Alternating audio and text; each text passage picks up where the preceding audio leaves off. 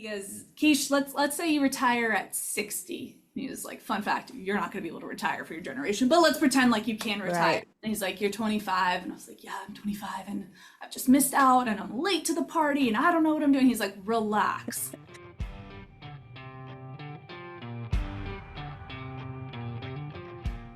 Today on the show, I'm talking with former D1 soccer player at Cal State Fullerton, assistant professor at Clemson University, and the founder of SportPhD. Rikishi Smith-Rey is up next.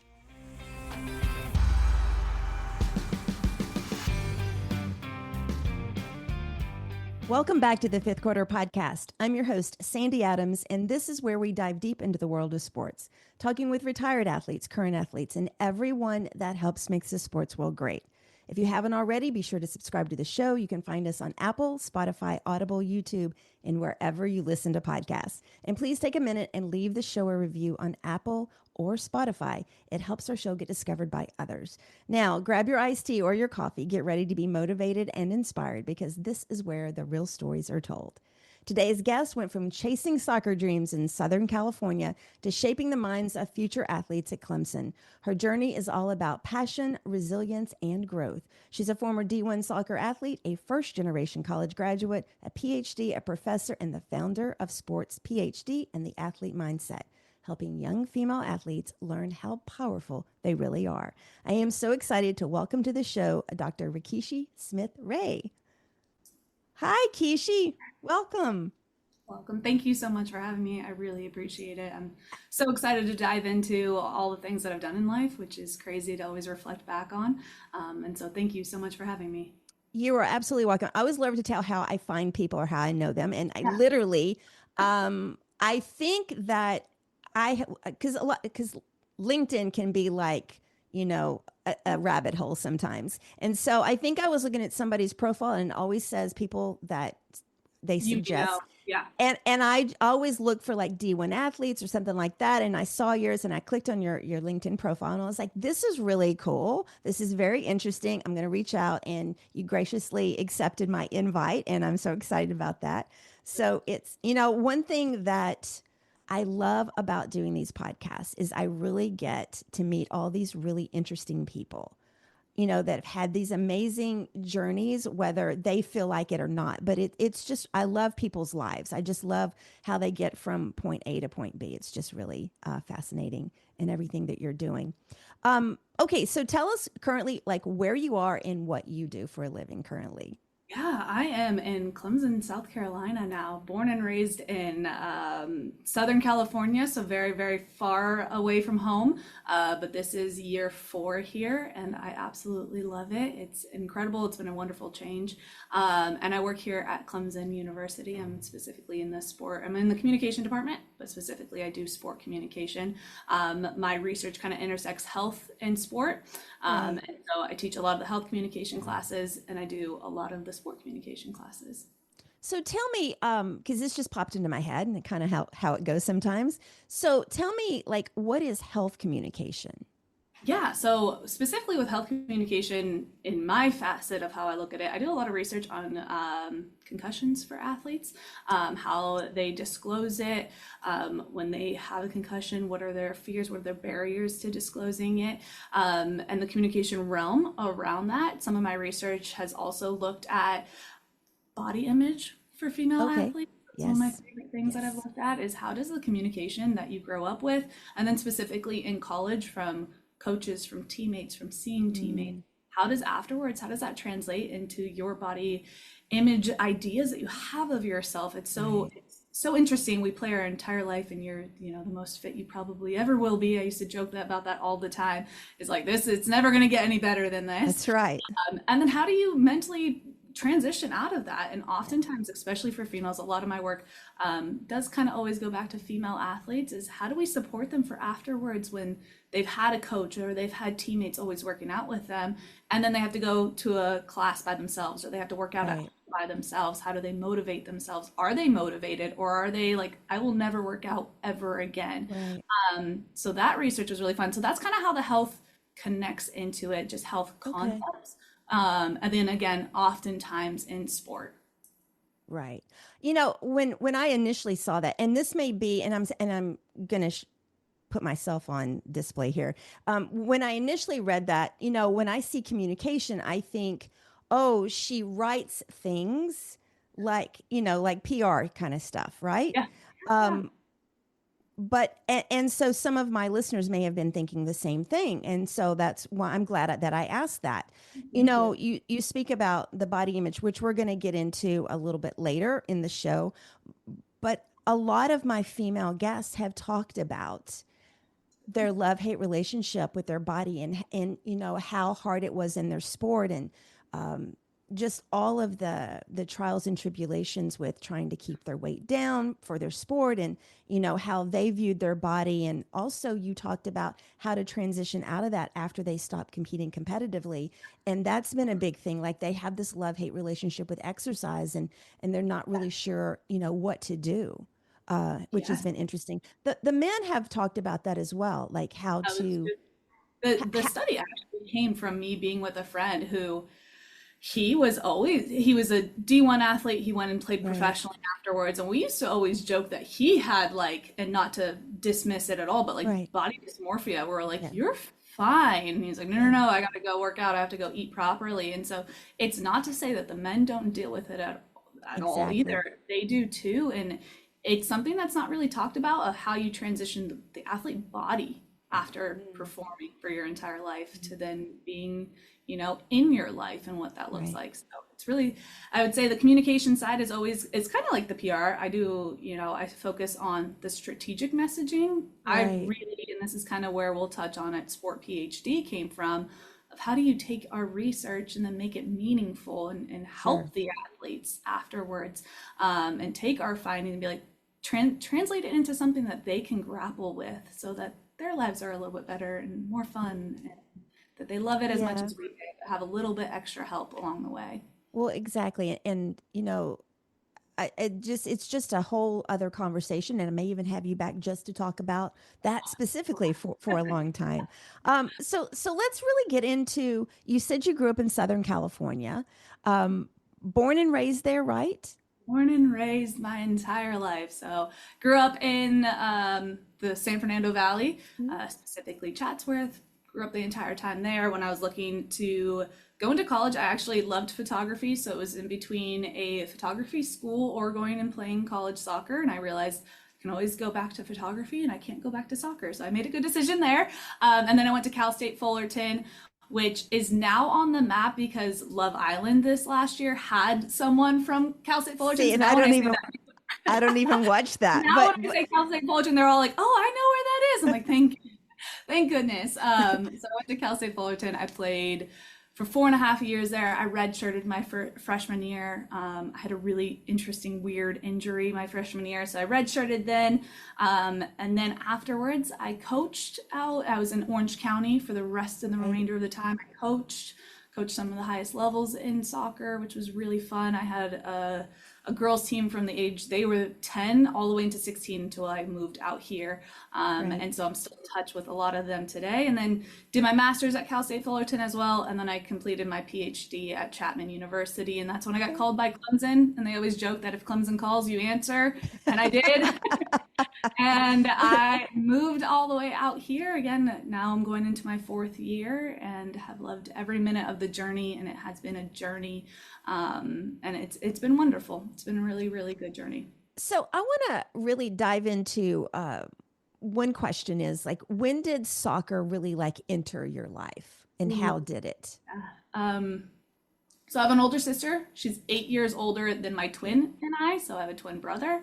And she was playing soccer. We were actually born on her birthday. So there's three of us on one day, 8 years Oh my God. apart. Wild. Makes your mom either crazy or Oh, happy, right? both at the same time. Um, and so my older sister was put into soccer. It was back before soccer was actually really that big, I would say, especially for women and for females. And so she was playing in the backyard, and my parents just said like, you would not allow her to be in the backyard without you playing. And so Right. I do give her a little bit of credit for that. And then I started playing ASO when I was 4. Back then, club soccer didn't really exist. It was just starting up, and there was like a big Right. battle between ASO and club. But I loved it. I mean, I did not miss a practice. I was that kid that I talked soccer, I lived soccer. It was everything to me. And so my mom recognized that and put me in club. And so I was 7 years old playing with 10-year-olds because that was like the lowest age group. Now we have club Right. soccer for Right. 4-year-olds. Now, for those out there, club soccer is more of like what we would call AAU or something like that, where it's the more competitive. More competitive. Think Yeah. of Okay. like baseball, it's travel. Yes. Got it. Got it. Football, but it's that Right. travel you're paying to play. Yes. I mean, we went across the United States to So at play. 7 years old, you started that. Yeah, I did, and I loved it. Did you, was there any other sport that you even considered playing?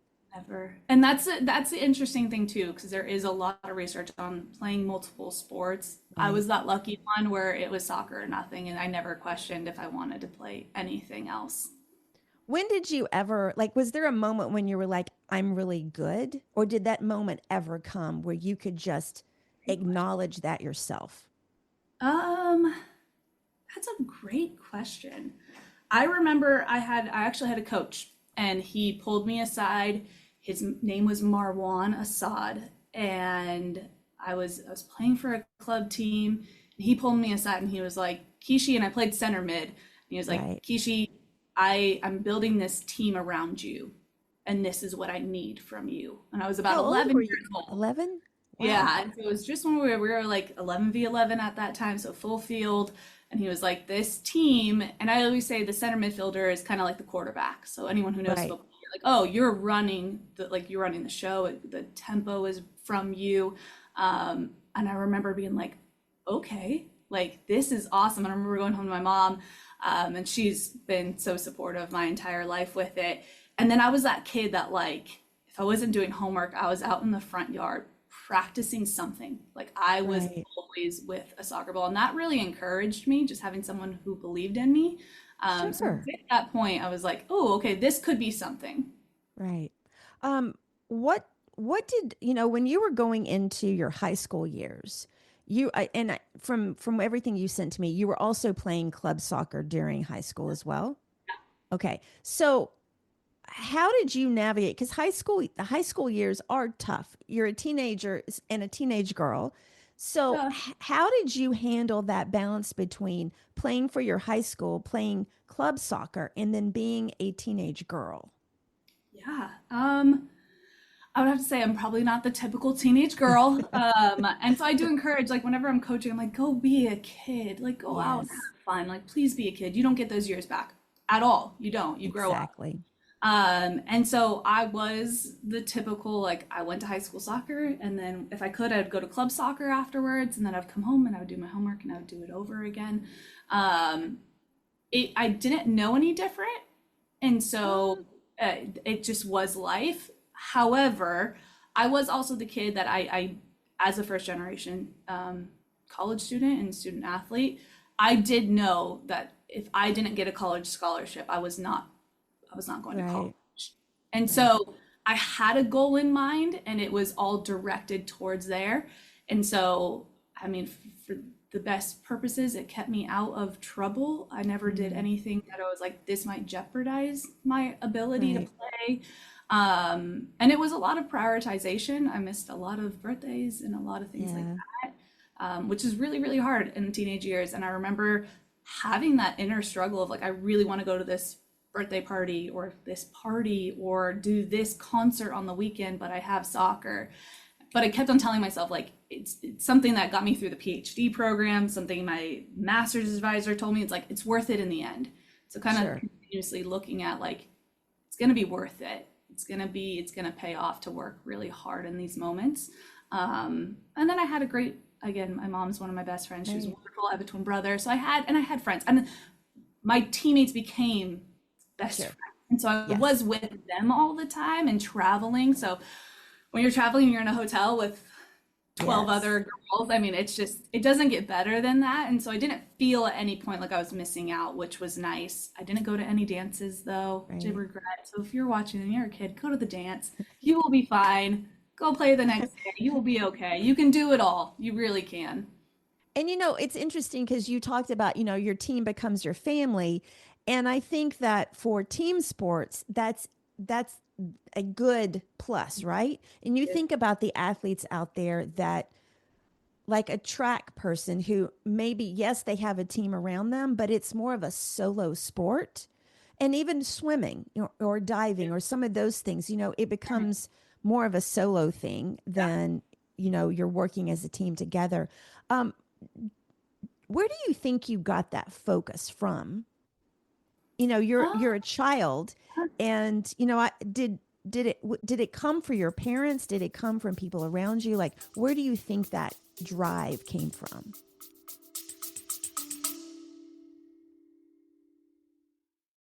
Real talk. I want to help more people like you show up online with confidence, starting with your LinkedIn profile. If your profile still reads like a job history instead of a reflection of who you are now, we need to fix that. I offer a LinkedIn makeover service where I rewrite your headline, your about section, and your experience to tell your story in a way that gets noticed, that showcases your expertise. It's personal, it's real, and it's all about helping you stand out for the right reasons. Book your makeover at sandy-adams.com/LinkedIn, and let's get your profile working for you.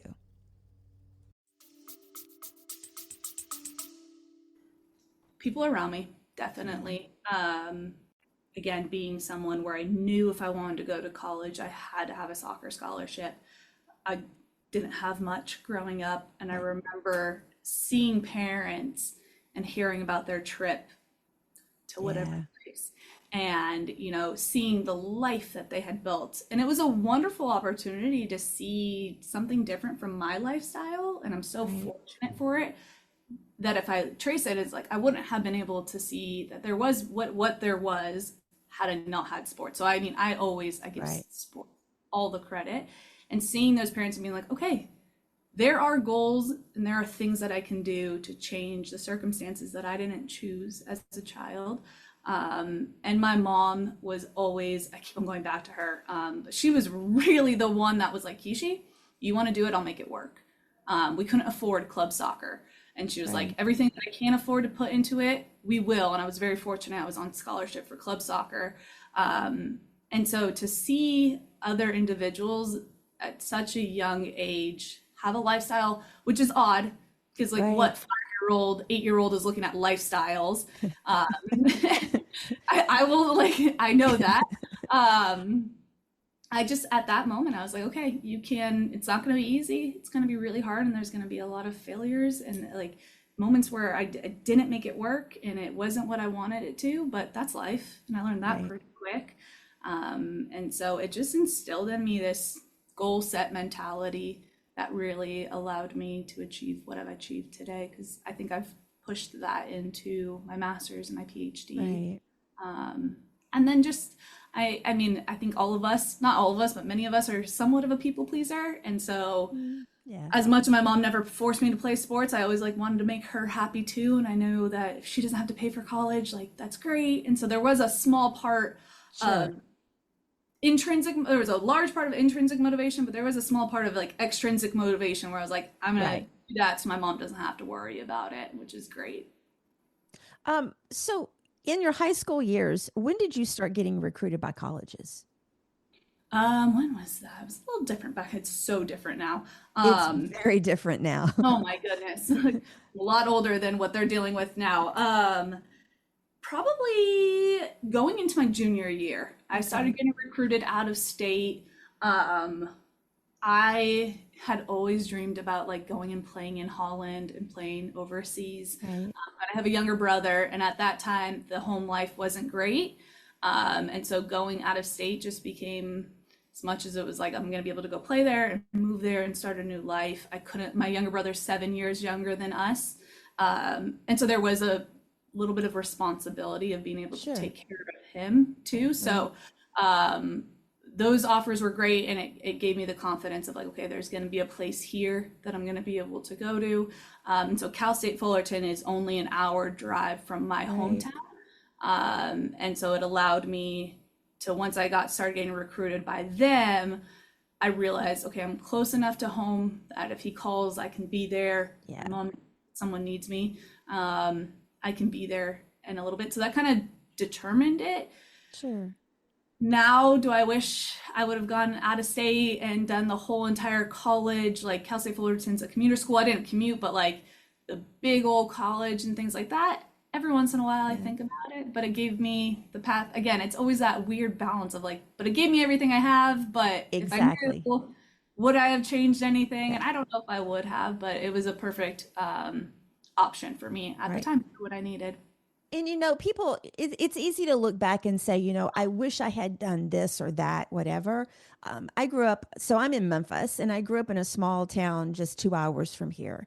Um, and I had the dream of going to SMU in Dallas or coming to Memphis. And obviously, Memphis was a lot less expensive for a school. But for me, it was far enough away that I was away, and it was close enough that I could still, if I needed to go home, I could. If my mom needed to come see me, she could. And yeah, I get that. And I've had other athletes on here who have talked about, and I think even here, when I hear athletes being recruited these days, some of them are talking about how they pick the school so that their parents can actually come see them play.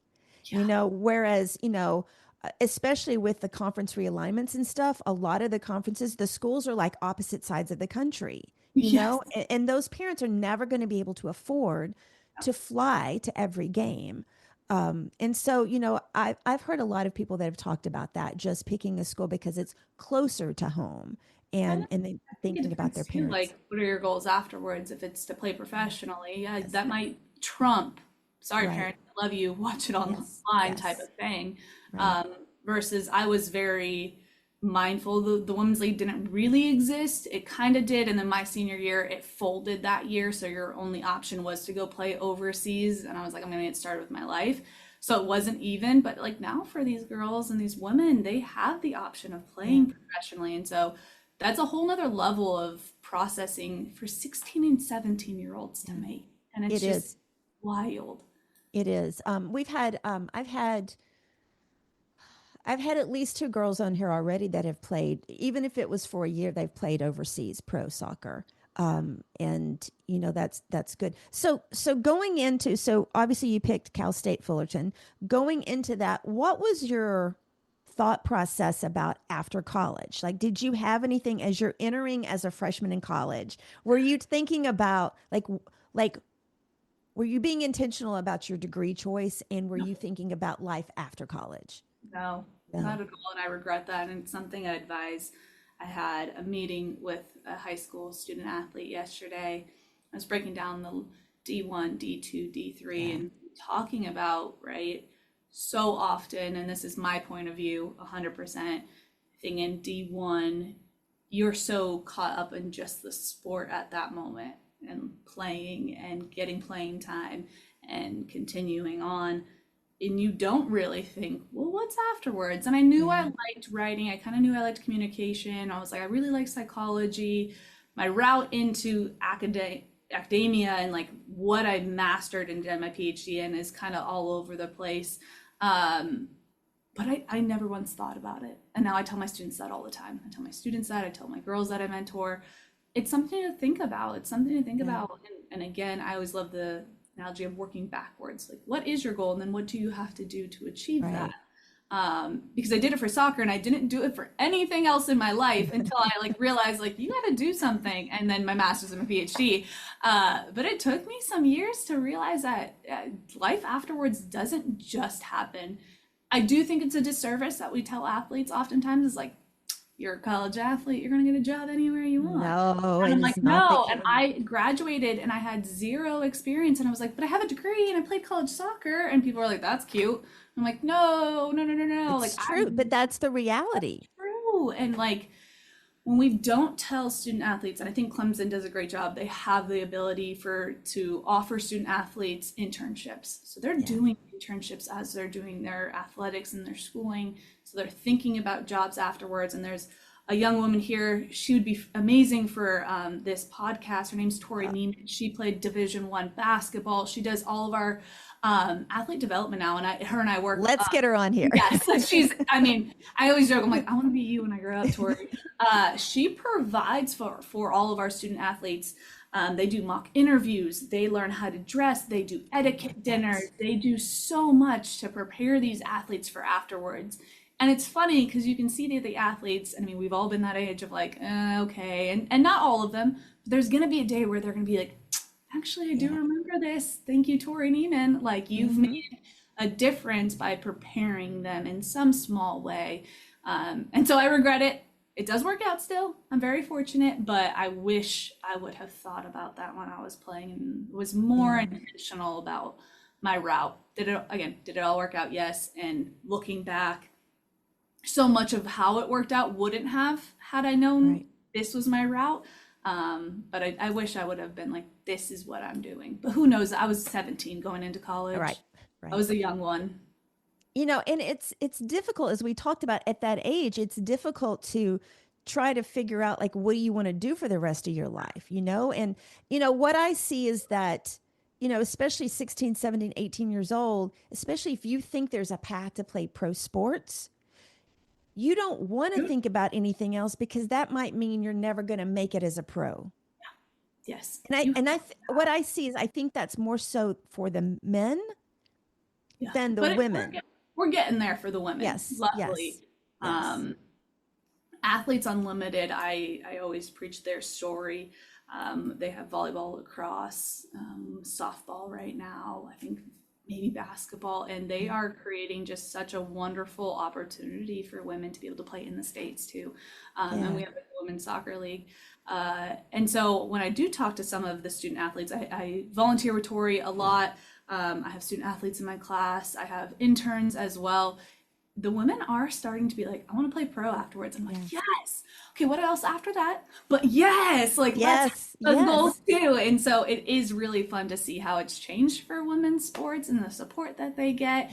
But then also telling them like, there's a time, like just your body alone, whether you make the team and professionally or not. I mean, I'm in my 30s now. When I wake up, I'm like, oh, my knee and my back. So there's a time and place where your body's not going to be able to do it anymore. Sure. What do you want? What do you want your life to look like? Right. And you know, I would love to see, you know, the young women experience life. You know, go out and see the world. And I just had the daughter of a really good friend of mine. She was at University of Nebraska at Omaha, and she's playing basketball. And she actually just got a position overseas. So she's in, I think, Bulgaria playing basketball. This is week 1 that she's been over there. I don't think she's ever been out of Nebraska. And, you know, I just look at her at like, this is such an opportunity because you may never get this again, you know, as you get as you get older, as you get older, you know, I think back, I was very fortunate when I was in my 20s and 30s to travel a lot. And I did my graduate degree in education. And so I did my student teaching in Europe. I took a 6-week option through University of Memphis and did it in Europe. And so thankful. Did it get me a job? No, but so thankful because a lot of the times when we do things, we're getting so much more experience than what we may have intentionally been doing it for. And I say, experience is never, like, it's never not a good option if you've got good experience out there.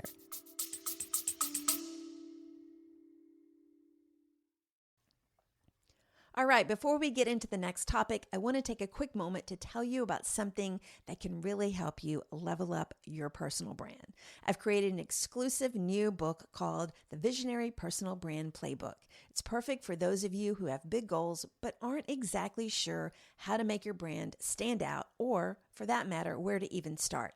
It's packed with actionable tips that you can start using right now, today. If you're interested, head over to my website at sandy-adams.com/playbook and grab your copy. Now back to the show.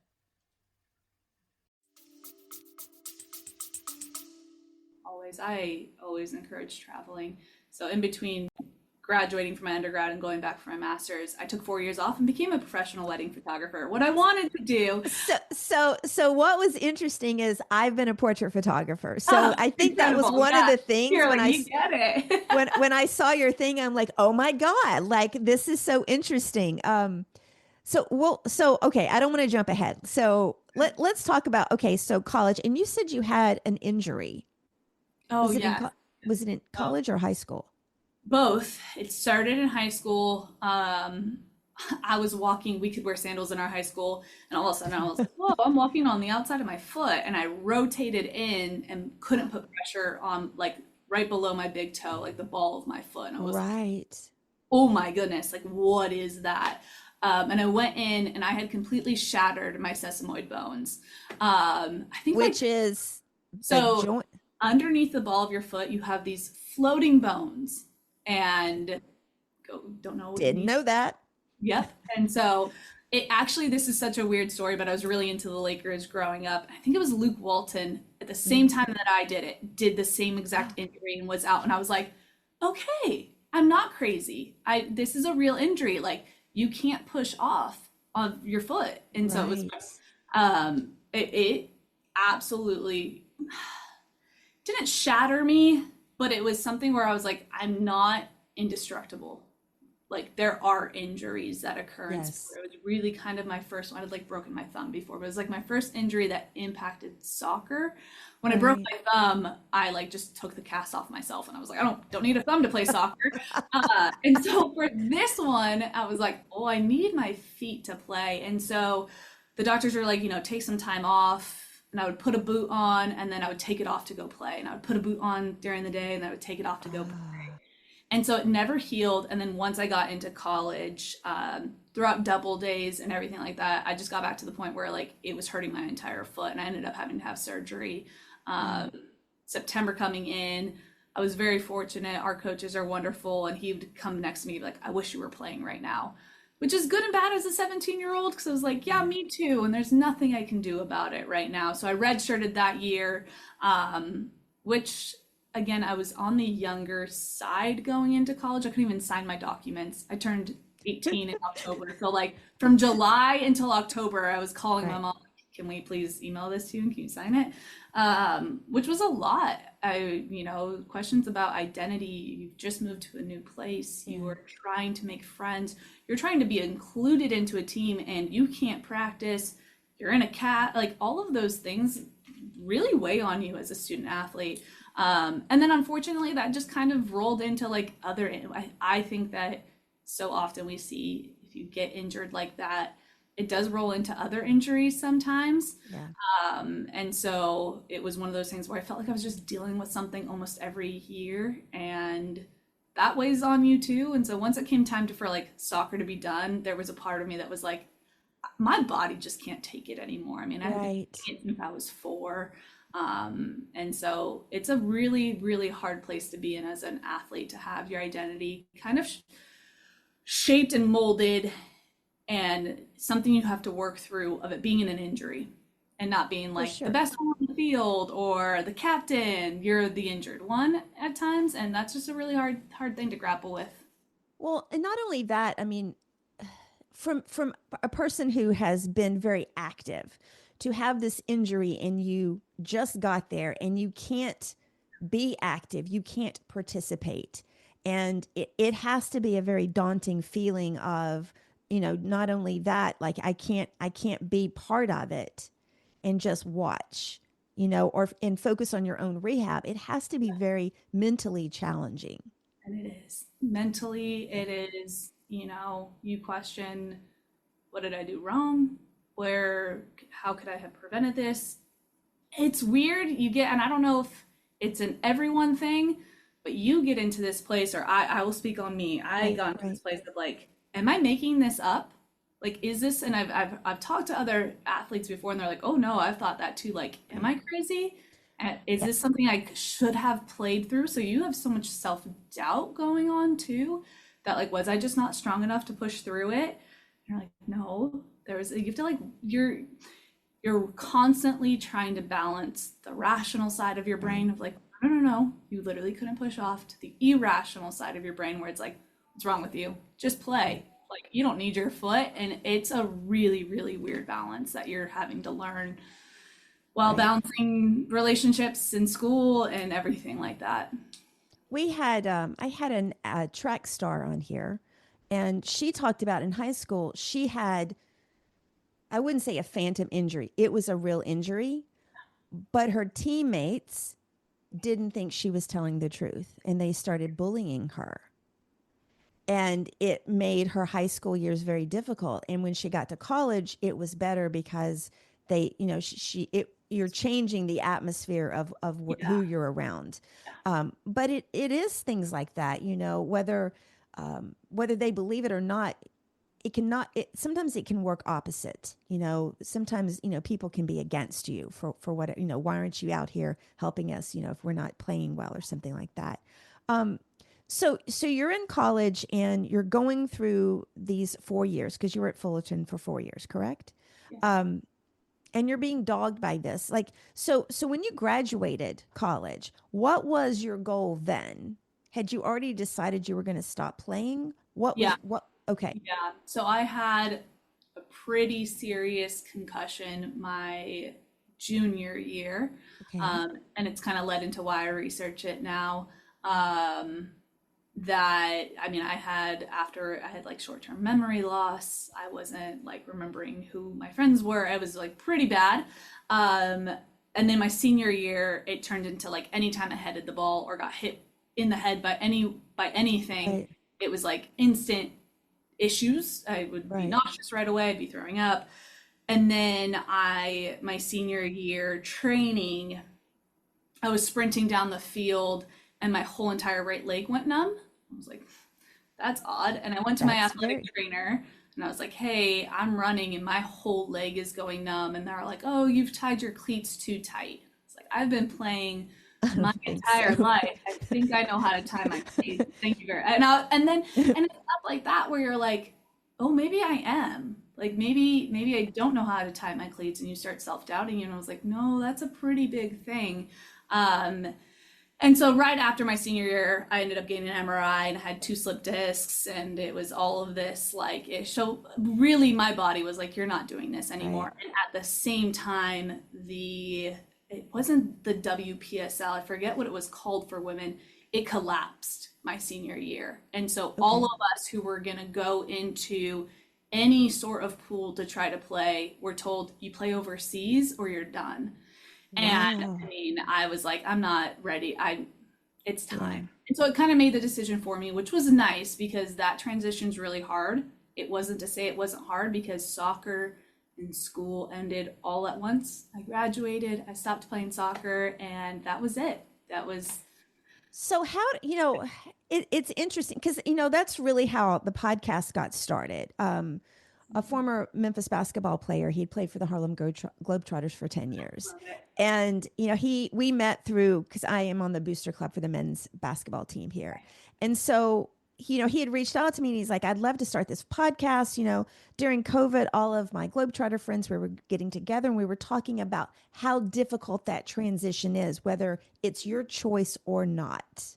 Mhm. And he said, I think this is a conversation. And so we started the podcast. And I'm like, I've never played sports at all, but I do career strategy and things like that. And I found it, and I love sports. And so he stepped back and left the show. And I decided to continue on because I'd had so many of the people on here say, I felt like I was in a therapy session and I loved it. And I felt people wanted to talk about their struggles and they wanted to tell their story, just the everyday average athlete, and um,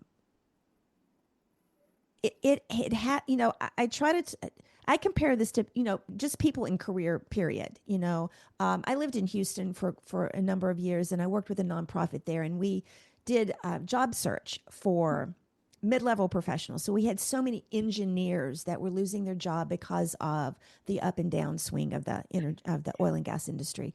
And so I would have these really intelligent, experienced engineers in front of me who did not believe they had any value because they no longer had a job. Yeah. And I realized at that moment, it doesn't, and now still, it doesn't matter if you're an athlete or if you're, in a profession of something that's not a sport.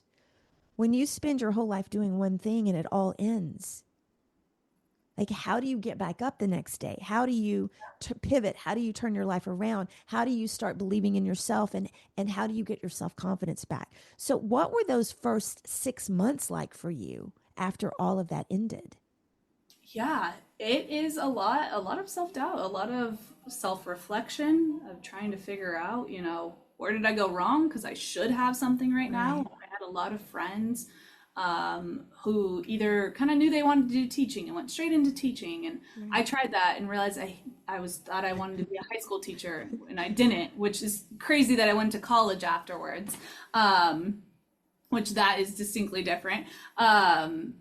It is one of those where you have to self-reflect on how did you get to where you just left? And so oftentimes we don't talk about the process. We just talk about the end goal. We just talk about like, Exactly. you were Exactly. there and you made it. And you forget all the times you didn't go to the concert, and you forget all the Right. nights that you went out in the front yard and practiced and worked towards something. And so it became one of those things of like, well, what is the next goal then? If you don't have a goal and you're not going through a process, that's where I struggled the most. And through self-reflection, I realized sports had ingrained in me the ability, which is phenomenal, to Sure. find a goal and work towards something. And so that's actually when the whole wedding photography came in. And so those 6 months were like, okay, what are you going to do? And I worked at Lululemon and I did a little bit of accounts payable for a company. And then I had met someone who was doing photography, and I kind of gave them my story of like, I love photography. I always did. Was going to choose it, didn't. And they were like, if you want to come on, we'll teach you everything we know. And luckily with things that are more creative, I always argue you kind of have it or you don't. You can either grab that Exactly. moment. I can teach you all of the settings, and you can know Yes. all the settings, but if you don't have it, that's really If you hard to can't see, if you just can't see it, and I've seen so many times, um, and I hate to call out the men, but I'll see a man who's picked up a camera, read all the books, knows see. the technical part of it, Yep. but their images just You're don't. a second off. Yes. Photography, there's a Yes. second where that's the photo, Yes. and one Yes. second later, you missed it. And Right. it's really hard to teach that to someone. And You so cannot teach that. You can't cannot teach that. you can't teach feeling. Like it's a feeling that you get with this photo versus this photo. And so luckily I had that. And so they're like, you're good. Like we'll teach you. And within that, then I realized like, okay, now I have a new goal. Work towards that. And I just consistently was like, if I don't have something to work on, that's when I struggle, and that's when I'm Sure. at my Sure. worst. And so I did that for 3.5, 4 years. And to tie it back into traveling, that's when I grew up. I mean, I'm from a generation where we didn't have maps on our phone. So when you got lost, you printed out MapQuest, and if you got lost, your I ass didn't even have MapQuest. Let me tell you, we had the book of maps. Okay. what was that called? It was The underneath word the that, like, seat. the road atlas thing, like you, Yes, this huge book, and you pull it book, out. and you're flipping through the pages. Yes, trying to That find was the that. state. Yes. Yes. And so I remember being in college and like we got lost and I had to ask for directions, and I rolled my window down. It was this sweet older lady and I just started crying, and I was like, I can't do it. I used to Oh be my so God. shy. And so then with photography, I was very fortunate of being good. And I mean, I traveled around the United States. I traveled into Europe. I shot in Italy and England and Ireland. And you're there by yourself with a little case of your photo equipment. You got some C stands and you're trying to find your way. And Yeah. it really pushed me out of my comfort zone to realize like, okay, you can do this. People aren't so scary. I always say people are inherently good. I've met people that I've never spoken to in my entire life and never spoken to afterwards, who have Yes. helped me Yes. find a bus station. Or I had a family in Ireland invite me into their home because our key said diesel, which the car did not take diesel. And so we put to a stop in front of a house, and this mom Uh, and dad were like, come on in, we'll make you some tea and cookies at like midnight in Ireland. And afterwards, they're like, we have a daughter. We get this. Like, just yeah. take care of the people around you. And so I really grew up at that time. Yeah. and I became very good at it. I was very fortunate. And then I was like, well, what's the next goal then? And I got bored and I was like, oh, that's also So, not a good place to be in either. so how did you get bored? Because I mean, you're traveling all over the country, I right? And know. across the globe. Uh-huh. So, okay, I have to ask this question. Nobody else may care. Was someone booking the weddings for you? Were you working for another photographer, or were you getting the bookings yourself? Both. So I was working for a company, Okay. but I was getting, so they were booking through and I would be through every single process, meeting with them beforehand, telling what our spiel was, going and doing their engagement shoot, being flown out to the wedding, doing all of that. I think I got bored and I recognize it now because it became monotonous. It became Mm, every bride wanted this photo. And every day was the same. You did the getting ready photos, you took the grooms out, they did this shot, and you did this shot. And like every once in a while, you'd have something a little bit more fun. Um, but I just got to the point where I was like, there's nothing new now, which is right. again, It's just repetitive. it's just repetitive. And Different so, location, same process. same exact thing every single time. And it was And weird you're there by yourself. by Like myself. that's no fun. Thank you for recognizing that. That was No, one of the that's hardest parts. yeah. You were like, you're Yeah. traveling everywhere. And I was like, yeah, I was very fortunate. I shot a wedding in Oxford. Um, and I remember, England, not Mississippi. yeah, Oxford, England. And I remember one, I was there for 5 days, taking buses by myself, carrying all my equipment by myself. You're not, as much as you're friends with the bride and groom, you're not friends. You don't know You're still their photographer. You're you're still still their photographer. yes, yes. You're working. And on my last day, I'm a big Arsenal fan. I have like an Arsenal stadium right here, who is in London, England. I was like, I'm not too far away from there. I'm gonna go there. And I woke up at 5 o'clock in the morning and walked the streets of Oxford, and it was this really weird realization of how much I loved it and how lonely I was at the Yeah. same time. Yeah. And I was like, I don't have anyone to share this with. And I was like, I can post it on Instagram and I'll get 100 likes. And I'm like, Right. no one's here to be like, did you see that sunrise through the street? And like now when I go back, I try to bring people back to Oxford for that moment. And you can't Yes. make that moment up again. And it was just in that moment. And that became hard. And then it became hard of like, I had this inner battle of like, will you ever find anything? If there's something wrong with you. Like you've No. done this, you became a professional photographer, you should be loving this. And I'm like, am I not grateful for it? And again, I kept on forgetting and then coming back to of this idea of like, you really love the process of things. Like you have to Mm, be in a yes. profession where you're constantly doing that process and your goal is kind of constantly moving. And luckily through growing up, I found that out because 17-year-old me Yeah. would have never known that. And then that's what made me go back and do my master's was I realized I needed a new goal and I needed something that was going to, keep me working towards something. And I had really great advice from, his name's David Christian. He was an undergrad teacher of mine that we always kept in touch. I was 25 and I had just gotten back from shooting a wedding for a week in Italy. And I was like, I think I'm done. I think that I was so lonely there. And I sat down at lunch with him and I was like, what do I do with my life? I'm too old to go back to school. And he's like, and he goes, Keish, he goes, let's say this. Let's say you I retire. love that. Quiche. I love that. Okay. If you know me, call me Keish. He goes, Keish, let's say you retire at 60. He was like, fun fact, you're not going to be able to retire for your generation, but let's pretend like you can retire. Right. And he's like, you're 25. And I was like, yeah, I'm 25 and I've just missed out and I'm late to the party and I don't know what I'm doing. He's like, relax. He's like, You're let's late to the say, party. yeah. He's like, let's say you find your career job at 30. He's like, you're going to be doing that job for the next 30 years Right. of your life. He's like, you haven't done anything for 30 years. You're not 30. And he's like, and let's take the first 15 years off the table because you were just growing up, you were a kid. He's like, so you've been doing something for 10 years, and that's being generous because half of that was spent at school and in college. He was like, Right. imagine you find your career job at the age of 30. He's like, you're going to be doing that for the next 30 years. He's like, take the next 5 years to figure out what you want to do.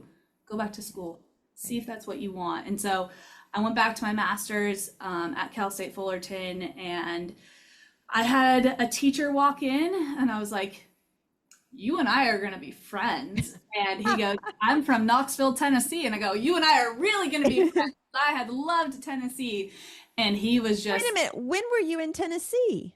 so I would just travel to Knoxville. It was like, it sounds weird, but it just always felt like home without me going back to home and having that like struggle with it. And so I'd go to Nashville with friends and Knoxville. So when he walked in, he's like, I'm from Knoxville, Tennessee. I was like, you are the coolest person ever. And I want to be you when I grow up. And so he was like, look, I got a PhD and if you want to research. And so he brought me on to some research and I was like, this is fun. And he studied sport communication. And he was like, you can research this from someone who played the sport and be an advocate for them. Right. And so serendipitously, Chapman was opening up a PhD program right when I was finishing my master's, which I kind of alluded to beforehand in my undergrad, not knowing had it all worked out. His name's Zach Johnson. Zach Johnson would not have been at Cal State Fullerton. He wasn't there yet. Right.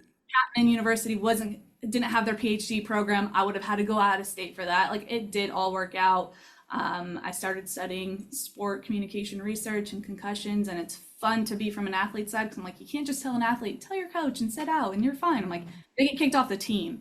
So being an advocate for what their real life experiences are is just so fun, and being like, I've been there. Yeah, I know I'm not just going to tell you to tell your athletic trainer you sprained your ankle and take 2 weeks off.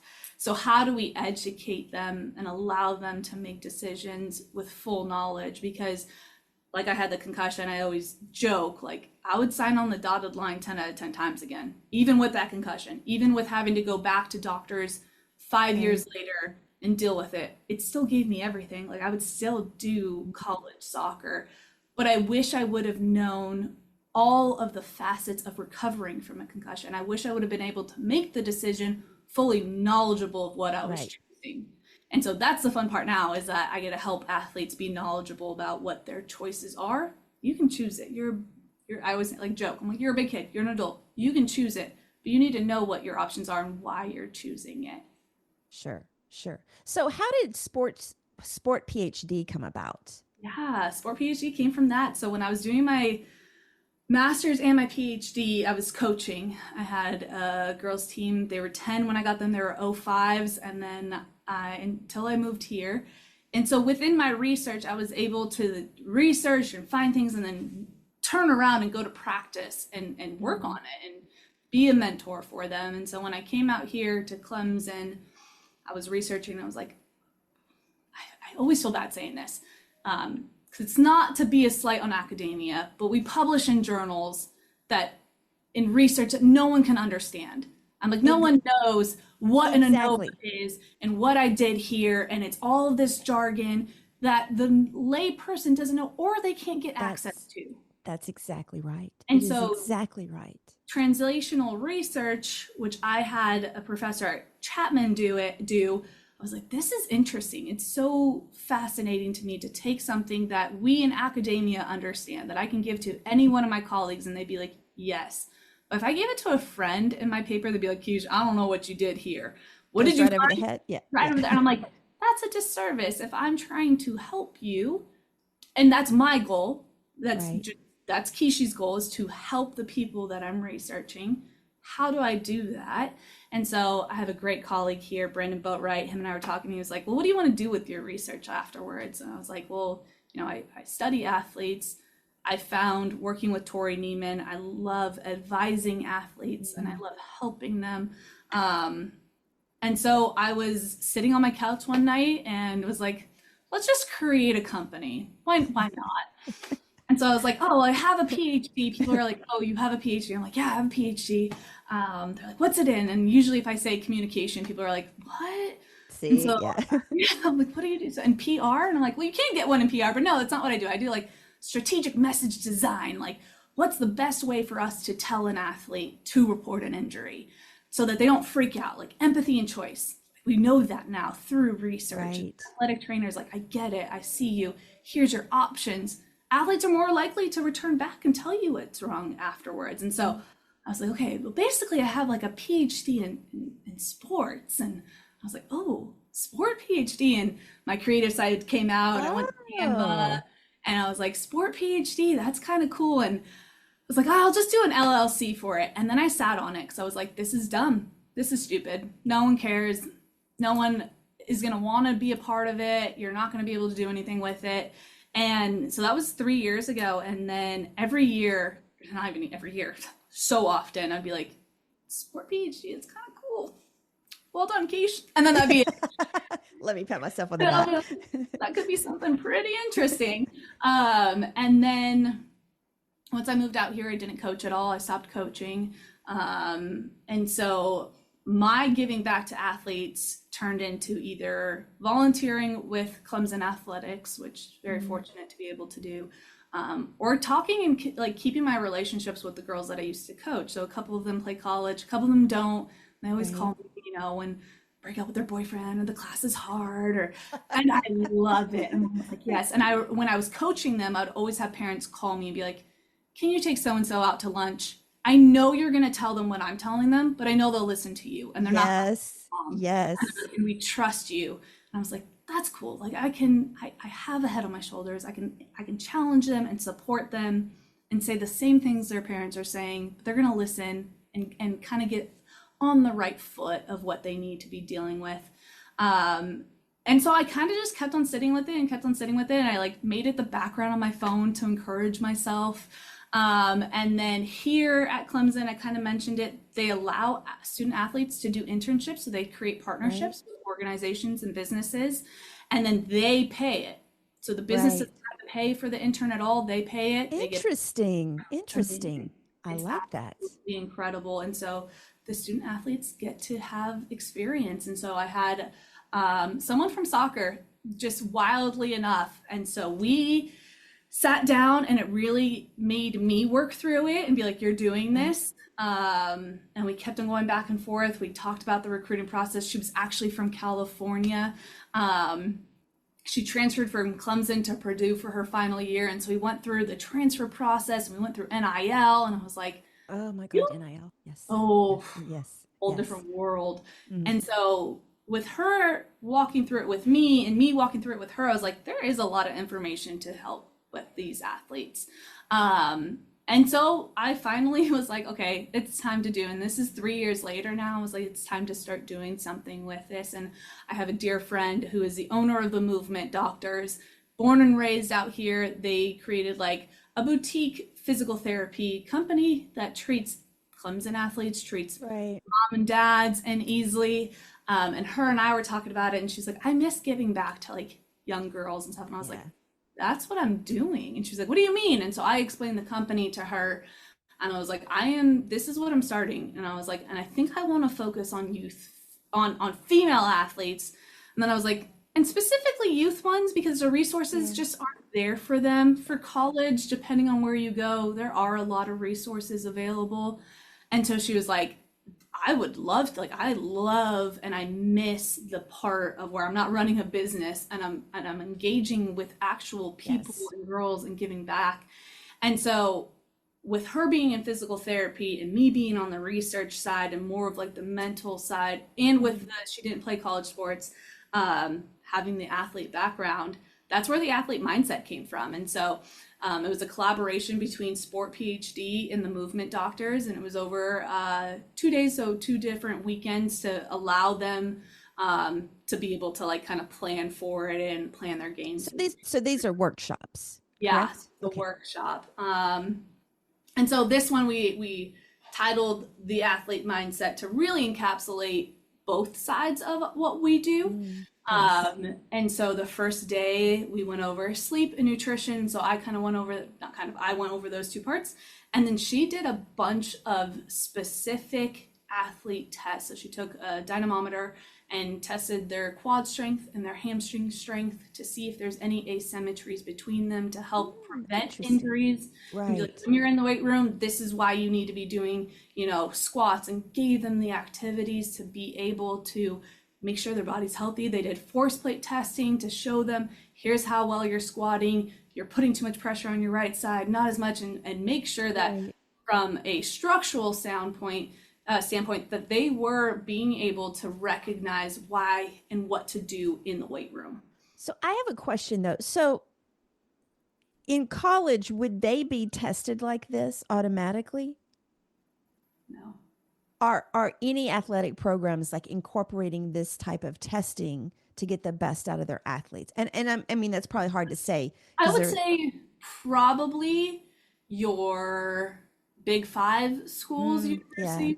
The ACC probably does it. SEC, right. Big West, love them. They gave me everything, but we didn't have anything Oh, like this. by the way, I just had an assistant athletic director from the Big West Conference on, Angie Allen, a couple of weeks ago. Yes. Amazing. We Yes. love the Big West. They're great.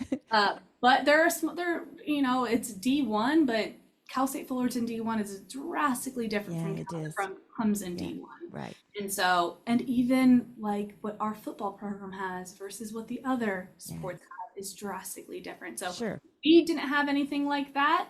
I know high schools don't have anything like No. that. And so it was a group of high school athletes. And so they got their specific scores and strength scores and activities to do to be able to deal with any asymmetries that they have. And so that was all day one. And then the second part of the workshop, we went to our local Lululemon and they hosted us because who doesn't love Lululemon Exactly. at Exactly. life?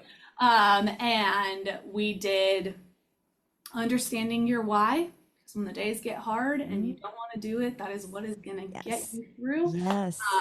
And understanding, we went through intrinsic whys and extrinsic and the value of both of them. We did leadership. What is a leader? How do we lead? How do we lead if we don't have a captain's band? What does that look like? We did goal setting. So we talked about short-term goals and long-term goals and how do we work backwards for those long-term goals and how do we create short-term goals and achieve them, and what happens when something comes up that you didn't expect? What happens when you get hurt? How do we pivot? And then what else did we do? Oh, we did mentally preparing for games, and then we did mentally, which was one of the things I actually loved, I think the most talking about, was mentally decompressing after a game and how do you get the most out of your performance, because too often we end a game and we walk off the field and we don't talk to athletes about here's how to not beat yourself up because you made a mistake. And I joke about it now. Or even in the process of the game itself. Yes, so we talked about that too, like in the game. It's funny you say that because I'd never really thought about it until I was teaching it.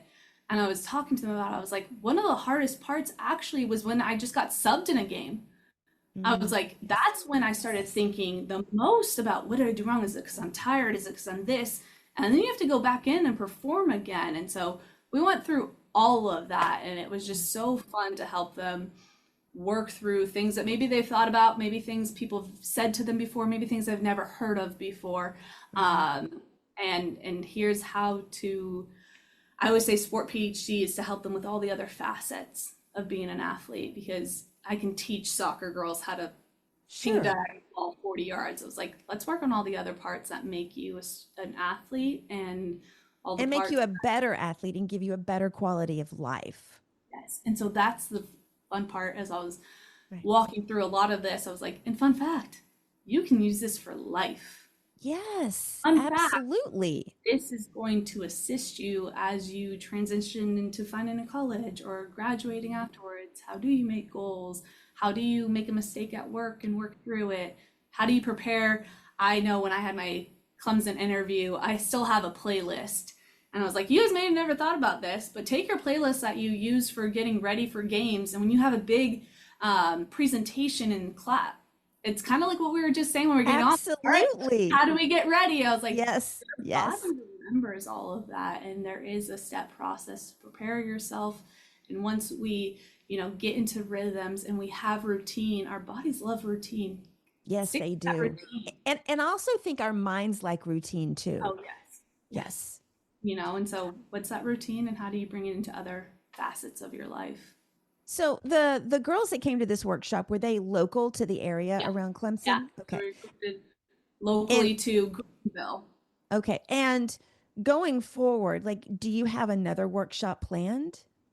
Yes, I'm in the process of doing another workshop. Right now, a lot of seniors are going through the recruitment process for playing in college. And so I'm going to be creating a workshop where we work through what is D1, what is D2, what is D3, because I I like happened to that. mention it at the workshop. And one of the girls afterwards, like when we were still there, was like, I've never been told that D2 is an option. It was D1 or not.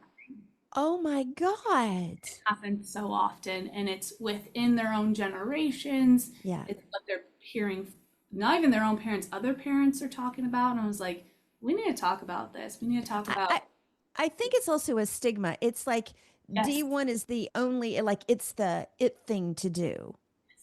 yes. And And yes, and you it's can at a only have, detriment to yeah, them. I'm like, use your sport to get into a good college, to find what you want to do, to get a career, to play your sport if you want to have an instant family. There's so right. many good things about sports that if we're doing D1 or nothing, it's again, it's doing these young women and men a disservice to be It like, is. It failed if you're is. not D1, and they feel Yes. that. And I remember when I was coaching and my girls were going through the process, and I would say that, they'd be like, yeah, but so and so just posted that they want D1, and I have to post that I want And D1. and they may never Ugh. get to play as a starter. And that's what I talk to them about is, you have options. Look, you can Yeah. probably go D1. You may play every moment. That's great. But you also have to prepare. Do you want to be D1 and sit on the bench? Because what not no one, that's an aggressive statement. What a lot of people don't realize is that when you go into college, and you're on your club team, your travel team, you're probably one of the best. That's why you're looking at Right. college. Exactly. Exactly. And then you all come to college, and every single one of you was the best on that team. And it changes the dynamic, it changes your mindset. And so telling them, like, hey, that could be an option too. And you may sit on the bench. What are you going to do now?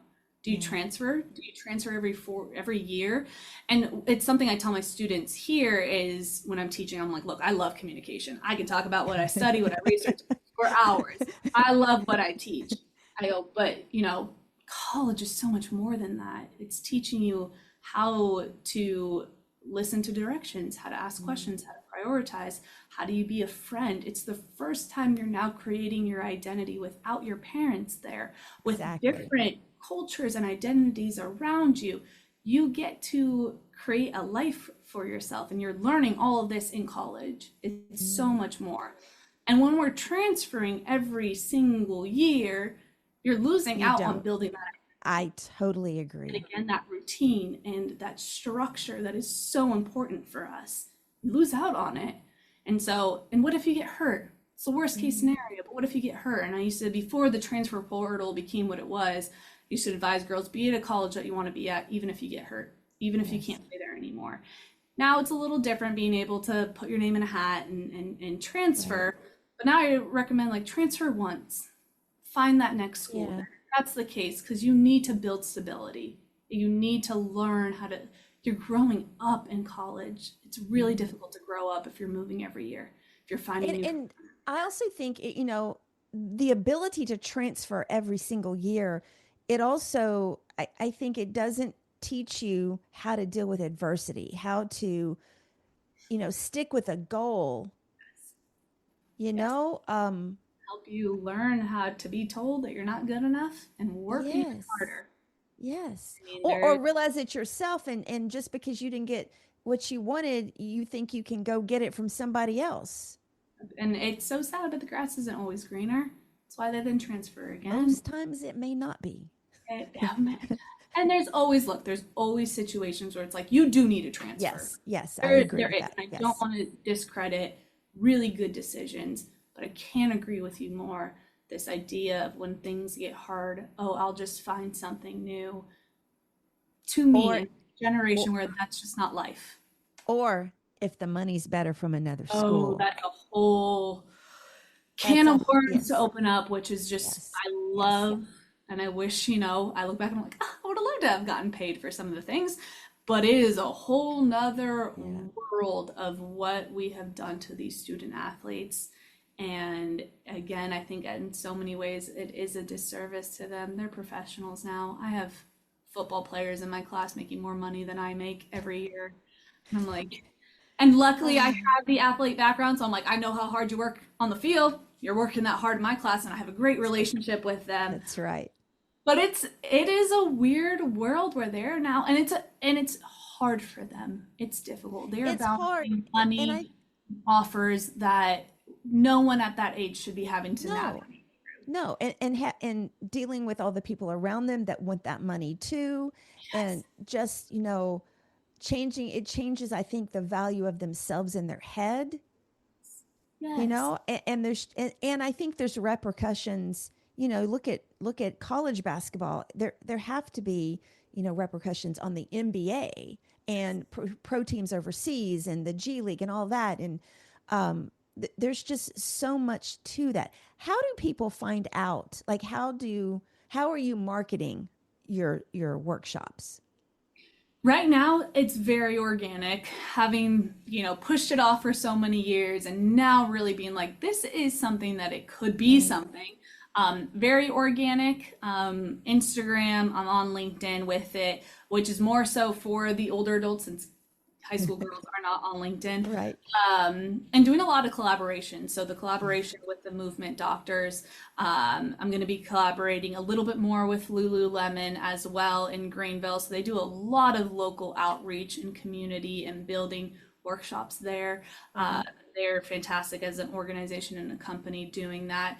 And then reaching out actually to a lot of high schools locally. And Right. luckily, there's so many coaches that it did better than I ever imagined it would have. I had very low expectations being the Oh my athlete, being like, God. this is nothing. I would have thought, like, just like I would have thought that any coach would be like, yes, help me make my athletes better. Help me help them. Yes. And so, I mean, it was wild how many messages I got afterwards being like, you're still doing this, right? Like, I didn't see this in time. Can I please sign up my daughter? Can I please sign up my team? And me being like, yes, hold on. I still have a whole other job that I'm doing as well. And I need to be posting for this and I need to be, yes, I will get back to you. And so a lot of great feedback of just individuals who saw it organically, locally, and that are like, I want to be a part of that. I want my daughter to be a part of it. Yeah. And then wildly, a lot of coaches being like, do you do anything for male coaches coaching female athletes? And I was like, I can. I do. That would be I'm writing that down yeah. now. Yes. And so Yes. I'm currently building that out. It would be like a Zoom workshop, a couple of hours of here's the differences between girls and guys, and here's Yeah. here's similarities too. You don't need to walk on eggshells with girls, but you do need to. They need to know exactly what the expectations are. And Yes. I've Yes. always joked that with girls, guys have an intrinsic sense of pride. They do. They do a lot of things for themselves to be the best for themselves. I'm like, girls do. Some don't have it as much as others, but I'm like, but Right. girls want to impress you. Girls play for their coaches, for their teammates. Guys play for themselves. And you see it with girls. If you have a culture on your team where girls don't get along, they're not passing each other the ball. They will not want to be on the That same is team. exactly right. You're exactly right. I'm mad at so and so. I'm not giving it. Where guys are gonna be like, I don't like you, but you're the best one on the team. You're on my team now. I don't care. We'll fight it out afterwards. And so, how do you teach male coaches to navigate that, and why a culture in female sports is so important? And how do you get them to buy in as much as you've bought in? And how do you push them? Because girls can be pushed too, but also encourage them and support them and make them feel, as if you care. Because if you don't care, there's going to Right. be a lot of girls that are like, you don't care, I don't care. Sounds great. And so working through creating that right now for male coaches, and really be able to help both sides of youth I feel. love that they reached out like that. Yeah. Our Oh, our it's really cool. Memphis has our girls soccer coach is also a man, and Often are. I can't even remember his name at the moment. It's one of those days, okay? But it is interesting because there is a difference between a man coaching girls and a man coaching boys. There is a difference in that, and I've had some basketball guys who have actually said they've ended up coaching women, and they're like, to us, it's much easier to coach Oh, women yeah. because So many say that. they're coachable. Coachable. They go, they listen. That's They go, right. I say That's something right. and they listen. And I go, They do. yeah. What do you mean? And they're like, guys don't do that. And I'm like, what do They you don't. They mean? don't do that. They And don't. they're like, it's so funny. I hear that all the time from guy coaches. They go, I told you to do something, and they don't go, why? They don't say no. They just do it. Just And I go, do it. because again, it's just not all of them, but intrinsically we want to make you Yes. happy and we want to Yeah. be liked. And again, it's not every day. I don't need it. There's going to be a time where I'm going to be like, I don't like you. I don't like you right now. But overall, it is a slightly different communicative approach. And Right, if it you is. have a few tools in your tool bag to be able to approach female athletes in this way, everyone's goal is to play their best. They want to play their best. Everyone's goal is to win. You want to win, they want to win. And in what ways can we help you do that and achieve a goal, a common goal that you all have? And if that's learning how to talk to your athlete a little bit better to get them to play their best, like why would you not want to learn that? Why would you not Exactly. want to put that in your toolbox? Be Exactly. like, I know how when I pull them out because they're not playing well, I need to know which one of my athletes, and I've always said this specifically for females, being a female playing sports, there's the athletes that you know you should rip into and they're going to perform better. There's the athletes that I knew coaching, I need to put my arm around them, and getting into them wasn't going to help them at all. I was going to do more damage yelling at them that they messed up than anything else. All right, I'm going to put my arm around you and be like, hey, it's not your day today, is it? And they're gonna be like, nope. And I'm like, all right, what can we focus on instead? How do we pivot their mindset of, I can't hit the broadside of a barn, but I can play really good defense today. And so what are just some of those tools that you can help, I keep on saying young female athletes, but they transition into young women someday, understand themselves better, help coaches be able to encourage them and push them and challenge them better so that at the end of the day, they can do whatever they will with sports. They want to play in college, awesome. They want to play professionally, amazing. You just want to play club and be with your friends and then go out and have, a traditional college experience, awesome. Like I would say there's no wrong path. There's just different paths. And learning what those are and how to support that is I think really cool. Okay, so website, where can people find out more about the sports so PhD it's and the athlete sportphd.org because .org. .com is already taken and I can't find the person who took it. So if you took sportsphd.com, please give me a call. So it is sportphd.org. And then we do have an Instagram. It's sportphd as well. And yeah, I'm always looking for collaborations, always looking to talk to people. And I will always say if you're a female athlete who doesn't have the means, because obviously everything in life costs money, please reach out still. I've been there, I've done that, I understand that. And so I'm always willing to work with athletes that might not also have the ability to pay for it. That should never be a barrier, ever. Exactly. I agree. I'm going to put all of the contact stuff. I'll put them in the show notes. And if you're watching the video, it's on the screen right now. I do have a couple of questions. What was your relationship with exercise after you retired? Yeah. I feel so bad. I've brought my mom up so much, but my mom is just a wonderful. No, we love mom. We love mom. Yeah. She taught me from a very young age, especially with food, because it's such a big thing for females.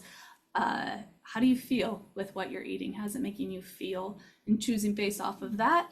And so, I always feel better when I'm not eating McDonald's, but it was never off of the table. Right. It was never. And so I get McDonald's probably twice a year now because I always feel like crap afterwards, but I do love McDonald's. And I always text my mom. I'm like, thank you for never taking it off of the table for me. You just helped me recognize how I feel after eating McDonald's. Exactly. I don't feel great afterwards, so I'm not going to get it. But if I need it one day, go and get it. And it worked for me. And so exercise wise, I was the type of person where it was always feeling as well. It was, how do I feel when I wake up? And I feel better when I'm moving my body. I love walking. I've ran half marathons now. I always say I'm not a runner. I'm just really stubborn and I wanted to be. I will do this. I love Legree. I love Pilates now. I've realized. Okay.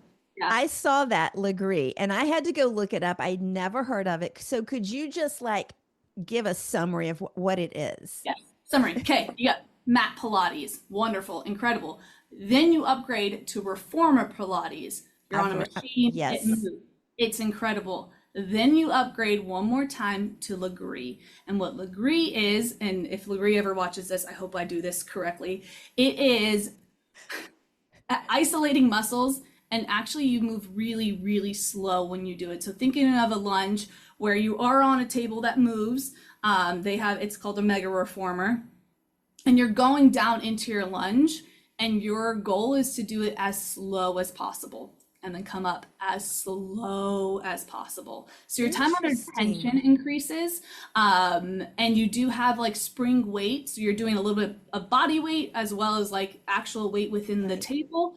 I love it because as someone who has had a serious back injury, who has had to work through things like that, because you're going slow and you're not rushing through it, you can make adjustments and you know exactly how you feel and you're able to kind of tune into your body a little bit.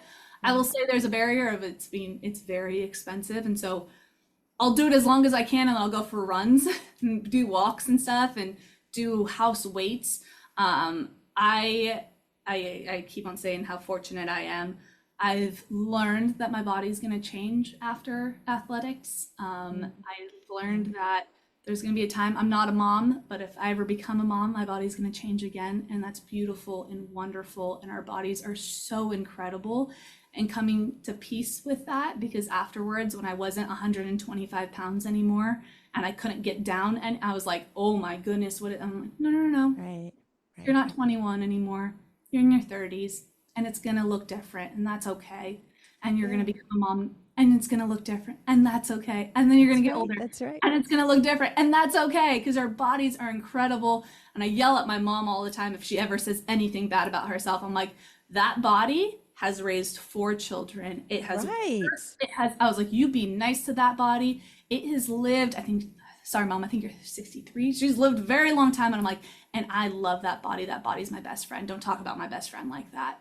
And so it helps me by being hard on her, to be like, your body too, right? Like, we talk so much harder to ourselves than we would ever talk to our friends. And so we really do. We really do. So I try to talk to myself now the way I would talk to my mom, because I'm going to be her someday. And I'm like, and she always used to say, you beat your body up and then you look back in 5 years and be like, I wish I would have had that body and I hated it then. Yeah. And then you hate your body at that moment and it's 5 years and you're like, I would do anything for that body again. And I realized I didn't want to just continuously look back on my life and be like, I wish I liked my body then and hate in the moment. And then 5 years be like, oh. And I was like, how amazing would it be to look back and be like, I loved my body. Like, that was fun. Look at all we did. We traveled. We did no sleep. We, walked. We did all of these things with our body. That's awesome. And so have really worked on my mindset, because I will be the first to say it was not always good. Of what do I want to remember, and whatever you're going to remember, you get to choose. You get to choose how you remember college soccer. Absolutely. You get to choose how you remember a program that you were in. You get to choose how you remember your body. No one else gets to tell you how to. You get to choose it. They can influence it, but you get to choose how you look back and remember things. And I want to remember it being like, good job, body. Well done. Yeah, I love that. Okay, quick question. If you could sit down with your 9-year-old self. Oh, you're going to make me cry. What would you say to her? 9-year-old Kishi, what would you tell her? Feel my heart being like, oh God. This is actually, I started off my podcast originally just throwing this in at the last moment. And it always seems like to be the hardest question for people to kind of think about. One, you're beautiful. Like, inside and out. Yes. And I always tell people that now when I meet them and I get to know them. I'm like, I hope you know how beautiful you are, like inside and out, both of them. And I think love that. Beauty on the inside makes you even more beautiful on the outside. But I remember I didn't look the same as my friends, and I didn't, and I was so hard on myself. All my friends were blonde hair. My whole family's actually blonde hair, blue eyed. All my friends were blonde hair, blue eyed. I was the oddball out, and that doesn't do well for a 9-year-old. No, it doesn't. It doesn't. I would have friends over, and I looked like the one that was hanging out with a different family. And they were all, twig skinny. I've always had a body. And so 1, you're beautiful inside and out. And 2, I actually have three. Two, you'll be okay. Mm, You'll be okay. Life has a way of working out. My mom would always tell me that. I didn't understand it at 9. Um, she's a very big of like, how does it make you feel? So every point in my life when I was trying to find a master's or a PhD program, even Clemson, right. she would come with me and we would stand on the campus and be like, how does it make you feel? How do you feel being here? And I loved that. I love this idea that we can feel things. So you'll be okay. You'll feel it someday. There's been moments where, I think everyone should find the moments where you pause for the good moments. Yes. You walk Yes. outside. Absolutely. It's so weird to explain, but like there's a light breeze and the sun or whatever it is, and you just pause and you're like, it's all right. We're gonna be Mhm. okay. Right. 'Cause there's a lot of hard moments, and so when you pause on the good ones, it really, really makes it worthwhile. And then the third one is, I had it, now I've lost it. Um, you can go through really hard things. You can I love that. you can We forget how, you forget. or we don't give ourselves credit enough for how we can deal with things. And it's not going to be easy. It's not. It's going to be really, really hard some days. And the recognizing that you have a rational side of your brain and an irrational side of your brain, and sometimes they are going to be fighting with each other, and that is normal, and you're not alone. You're not alone to be going through a really, really hard situation or time. And sometimes it's like, I'm supposed to be happy right now. I remember one of the, and I don't mean to like bring this at the very end, but like one of the hardest days of my entire life was when I received an award for my PhD. And I was alone afterwards, and the rational and irrational side just started battling, and I couldn't stop the irrational thoughts. What was the irrational thoughts? What were the Uh, irrational thoughts? you didn't actually deserve it. This was just like, they didn't have anyone else to Yes. give the award to, which they did. You're not doing enough. You got the job and you didn't deserve the job. I mean, all of the weird things that I are, hear that so much though. I really do from women. I hear that. I yeah, hear and that. it's And so, I'm going to be honest. I felt that way at times too. yeah. And again, I won an award. Like, I should be so happy right now. And that irrational side, and I sat in my office and I was just like, I cried. And I was like, what are you doing this for? Just quit right now. All of it's fake. And no, no, no, no. And I luckily had a friend that I called, and she was like, I didn't know how to explain it. And she's like, your irrational side and your rational Yeah. side are fighting each other now. Well, And and it's also, it's that imposter syndrome that I think yes, women oh, experience so much of.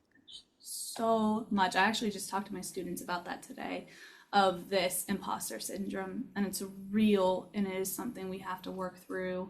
And it's interesting. I did a poll on LinkedIn, and it was about like what it was directed at women leaders, and I listed imposter syndrome was one of those, or marketing yourself was another option. And I was like, which one of these do you have the hardest time with? And imposter syndrome had the most. And I got people answering that poll that didn't even like comment on my posts or anything, like I never. get that. Hmm. And they were like heads of universities, like they were high up positions. And I was like, wow. But when I was in Houston working with the engineers and other professionals there, that was also a lot of it was the imposter syndrome. So, That even with degrees and experience, and you've people, done it, and yes, people still think like I don't deserve this, or this is not real, or they didn't have anybody else to hire, like all kinds of things. it's wild. And like with the marketing yourself, I think that's been my hardest part with Sport It PhD. is. And it Yeah. has been something that I've been encouraged with. I have really good guy friends who they're so good at posting every week, everything. They just, if Yes. it fails, it fails. And I kind of mentioned it in my LinkedIn post that I sat on it because I wasn't ready for failure yet. I wasn't in a place where if it failed that I'd be like, it's okay, try again. And I am now. I'm like, let's fail. Let's fail with that post. Let's not have anyone see it. Failing is the only way to learn. Like, I It's mean, it's not the only way to but learn, it's a great way. but it's a great way to learn. Like, Great. you got to test it. I mean, look at all the inventors in life. I don't think that the Wright brothers got off the Works beach all like, over. yeah. It's true. You really do have to fail and be comfortable in the failure and recognize when you're not. Recognize when you're not okay with failure. Don't push yourself at that moment. That's not the time. You're gonna do more Exactly. damage. And I was lucky to recognize like it was not a time to fail a year ago.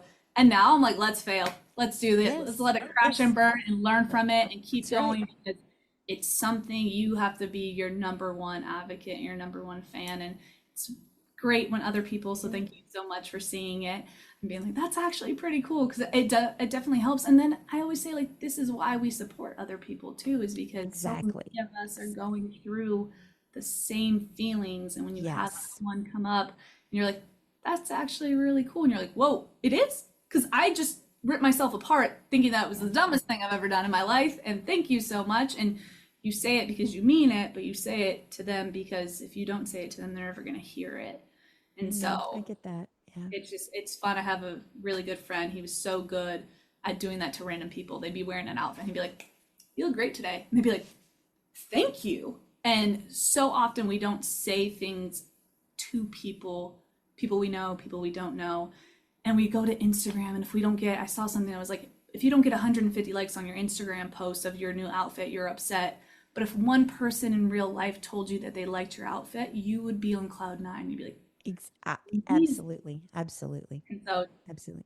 hyping people up, supporting people, we all go through a lot of the same battles, whether we talk about it or not. I think it's important to talk about it. Um, Life is hard. We always say we need, when you're raising kids, it takes a village to raise kids. And I always joke, I'm like, it takes a I village for me to be an adult right now. Okay. I needed it as a kid. I need it even more now. I love that. It takes a village to be an adult now. Really. I was just telling a friend of mine the other day, I said, I think as children, we got a bad PR thing about being an adult. I think, being an adult is not all it's cracked up to be. And I Oh, wish, yes. I think that they just kind of, gave us the bad rep when we were little. Because Oh, it's so definitely, true. it's definitely. So some quick, I have 5 rapid fire Q&As Love it. and then we'll Okay. be done. Coffee or tea? Coffee. Black. Favorite, okay, favorite TV show or movie? Peaky Blinders. Done and done. Every single time. Watch it. It's incredible. What is it? Peaky Blinders. Oh, okay. Yes, I know what you're talking about. Okay. Go to hype song before a big moment. Ooh, ooh. Oh my goodness. I have a whole playlist. I don't know one song. I probably wouldn't even be able to remember the I title. know I'm the worst. I listen to Okay. songs. I know every word, but I How don't about know. musician then? Like favorite musician? Oh, right now it is a British musician. His name's Ren, and he is just so talented. He raps, he sings, he plays guitar, and he has this song about that inner battle within yourself, and I Okay. can do it, and then that inner voice being like, "You're not good enough." Ren, hands down. Love that. One word friends would use to describe you. Caring. Okay. And what person would you most want to have dinner with for 1 hour, living or dead? Ooh, Kobe Bryant. You're the second person who said that. I grew up watching him. He has one of my favorite quotes, and Which is? it's on. I can recite it. It's there's days where I show up in the arena and I don't have it. My knees hurt, my back hurts. I don't want to be there, but you don't capitulate to it. You embrace it, and you keep on going. And it's okay to show up to an arena. It's okay to show up on the day and be like, it's not the day today. And you don't let it win over. You keep working hard. You find something else to focus on that day. And I love that quote. I And do love that. I'd I love do. to know more about his mentality. Thank you so much. That wraps up today's show. Sandy, Thank I you keep so much. Thank you so much. I can't even tell you how much I've enjoyed this today. Thank Um, you. Appreciate so it. for everybody out there, thank you for watching and listening, especially if you've made it all the way to this part of the show. I appreciate all your support. Another reminder to subscribe to the show wherever you listen or watch. My mantra is like, share, and review. Follow us on social media at 5THQRT Podcast. Until next time, remember, change is our ally and it paves the way for greatness. Stay inspired. Have a great rest of the week.